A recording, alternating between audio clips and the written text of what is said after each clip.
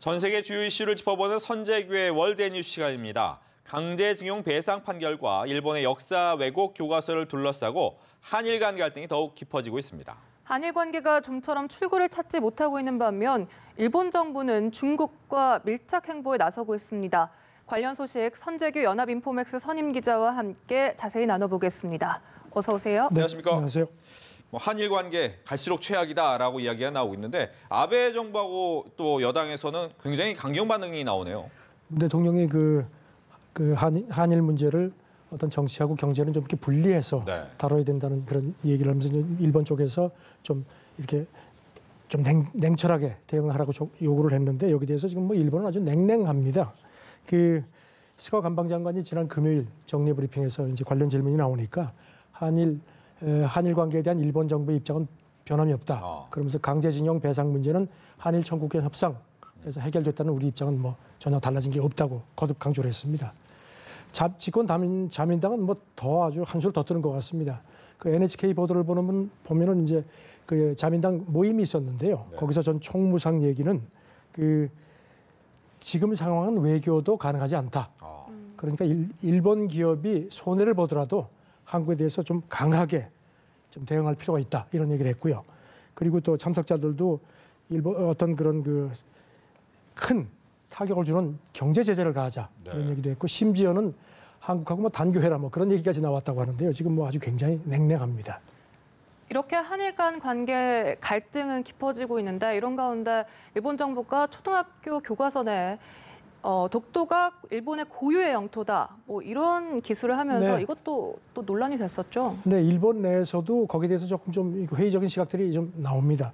마이니치 신문 같은 경우는 그 교과서 표현 중에 독도를 일본 영토라고 했던 부분을 일본 고유 영토로 바꾼 거를 이제 지적을 하면서 과연 초등학생들이 그 두 표현의 차이를 제대로 이해를 하겠느냐 이런 지적을 했습니다. 그리고 또 이제 도쿄도 명예 교수는 일본이 이제 영토 문제가 존재하지 않는다는 점을 교과서에 명시를 했는데 그러자면은 관련 당사국인 한국, 중국, 러시아의 어떤 주장이라든가 그런 국제 여론 같은 것도 함께 넣어주는 게 합당하지 않느냐 교육상 그런 지적을 했습니다. 그리고 또 이제 최근에 일본 국회에서 아베 정부 관리가 북방 영토 문제에 대해서 과연 일본 고유 영토라는 주장이 어떻게 된 거냐 이렇게 이제 야당 의원들이 질문을 하니까 지금 러시아하고 영토 문제를 협상하고 있기 때문에 여기에 대해서는 언급하지 않는 게 좋다. 그러니까 이제 이것도 이제 일본 내 비판론자들은 좀 이중적인 위선적인 태도 아니냐 이런 지적도 한다고 합니다. 네, 이제 내년에 도쿄 올림픽이 있는데 일본에서 도쿄 안에서 이제 혐오 발언을 좀 금지하는 이런 내용의 이제 조례가 나왔다는데 효과가 있을까요? 오늘부터 이제 시행을 한다고 합니다. 헤이트 스피치 금지 조례인데요. 일본의 47개 광역 단체 중에서 처음으로 이제 도쿄도가 하는데 이미 2016년부터 헤이트 스피치 억제법이라는 게 일본 전역에서 실시가 되고 있습니다. 그래서 과연 이게 효과가 있겠느냐 이런 관측도 있는데 일단 2020년 하계 올림픽을 유치했기 때문에 도쿄도가 그걸 의식해서 이런 거를 하는 걸로 그렇게 관측이 되고 있습니다. 네, 한편 일본 내에서는 우경화가 더 심해지는 것 같은데요. 일본 학교 내에서도 국가를 제창할 때 기립을 하지 않거나 하면 교사가 감봉을 받는다고요. 1989년 학습 지도 요령을 바꾸면서 그때부터 이거를 이제 이렇게 졸업식하고 입학식 때는 반드시 국가라든가 국기가 개양될 때는 교사들이 이제 거기에 대해서 이제 어떤 예의를 갖추도록 그렇게 했는데 이게 이제 지금 국제노동기구에서 지적을 했습니다. 그러면서 이거는 시정을 해야 된다 이렇게 권고를 했습니다.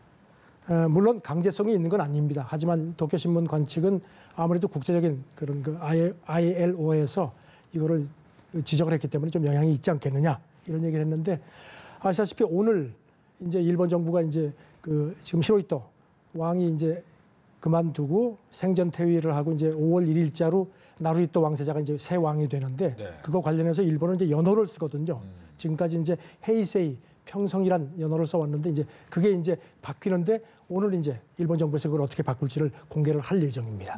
연호가 바뀌면서 아베 총리 같은 경우에는 이제 대국민 담화를 발표할 가능성이 커졌는데 개헌 얘기 또 할까요? 최근 사실 아베의 정치적인 야망의 그야말로 끝인데요. 조금 일본 내 비판 여론이 많아서 그런지 최근엔 조금 좀 주춤한 모습이었습니다.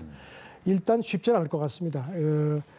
하토야마 전 일본 총리가 지난 금요일에 이제 서울에 와서 이제 이렇게 어떤 자리에서 연설을 했는데 자기가 보기에는 개헌이 쉽지 않을 거다. 예. 왜냐하면은 오는 7월에 그 참의원 선거, 일본의 상원이죠. 거기서 연립 자민당하고 연립 공명당이 개헌 발의 가능 의석을 얻는다고 해도 국민 투표가 있다.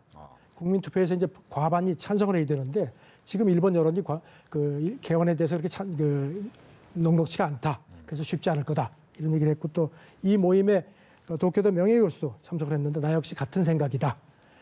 아베가 러시아하고 협상을 잘 이끌어 진행을 해서 그 여세를 몰아서 개헌을 하려고 했는데 지금 보다시피 러시아하고 협상이 잘 진행이 안 되는 상황이다. 이런 지적도 했습니다.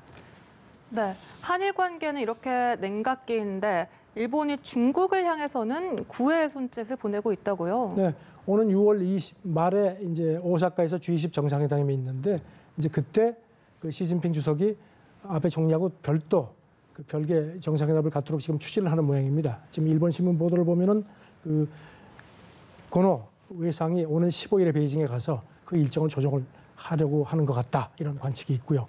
그리고 이제 오는 10월에 새 일왕 공식 즉위식이 있습니다. 그때 네. 이제 시진핑 주석을 이제 국빈 초청을 하려고 하는 모양입니다. 이런 가운데 지금 그렇지만 이제 중국은 조금 여전히 좀 이렇게 좀 냉랭합니다.